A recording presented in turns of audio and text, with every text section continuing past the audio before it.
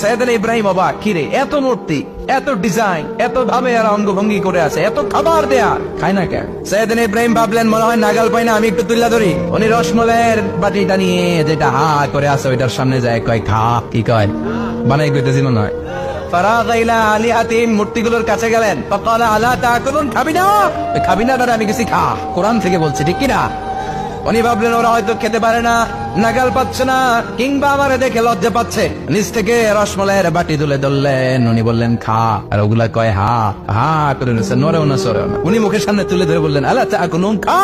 সবগুলার সামনে গেলেন, খা খা, কেউ খায় না, ওগুলো হা করে আছে। সাইয়েদনা ইব্রাহিম বললেন খা, কেউ কথা কয় না। উনি বললেন খাবি না কেন? তাইলে কথা ক। এই যে কষ্ট করে উড়াইলি, মুখের সামনে দিলাম, খাবি না কেন? কথা বল। আলা তাকুলুন, খাবি না কেন? কথা বল। মা লাকুম লা তাতাকাল্লামুন, খাবি না কেন?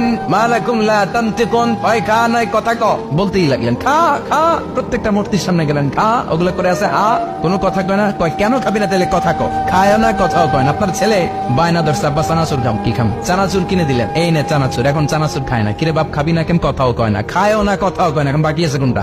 কথা কর। ডান হাতে কোপানো শুরু করলেন, ইচ্ছা মতো ঘুষি কিল মারতে মারতে মূর্তিগুলার সাইজ। এক একটা নবীর হাতে জান্নাতি শক্তি দিয়েছে কে? খা নাইলে কথা ক।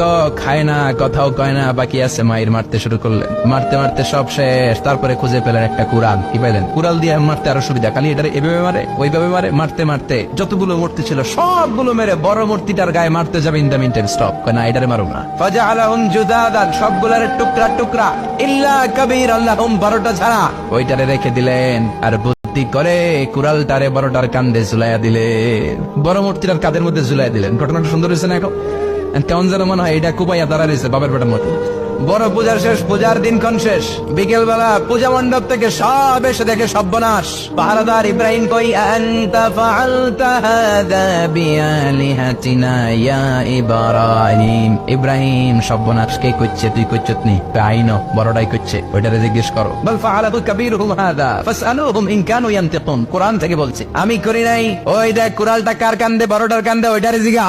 সবাইকে খাইছে। সবাই বলে ইব্রাহিম তুমি কি জানো না? এগুলো কথা বলে না।